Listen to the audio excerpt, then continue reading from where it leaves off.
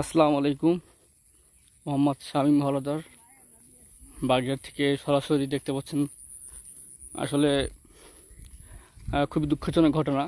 গত এই 3 থেকে 4 দিন ঘন বৃষ্টি এবং ভারী ভারী কথা বলতে গেলে বলা যায় অতিবৃষ্টি।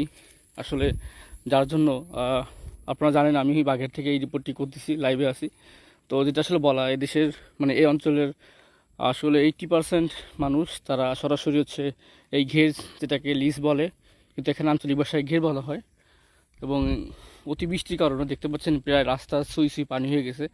এবং এখানে যারা মৎস্য চাষী ভাইয়েরা আছে, তারা যদি এরকম বৃষ্টি অব্যাহত থাকে তাহলে খুবই চরম বিপাকে পড়বে। আসলে আবহাওয়ার সর্বশেষ তথ্য অনুযায়ী এখনও এরকম 2 থেকে 3 দিন থাকতে পারে। তো এই হচ্ছে সর্বশেষ বাগেরহাটের সদর উপজেলা, অর্থাৎ আমি এখন হচ্ছে বারেরপাড়া থেকে বলতেছি। আর আসলে এই পাশে দেখতে পাচ্ছেন যত দূর যায় শুধু ঘের আর ঘের।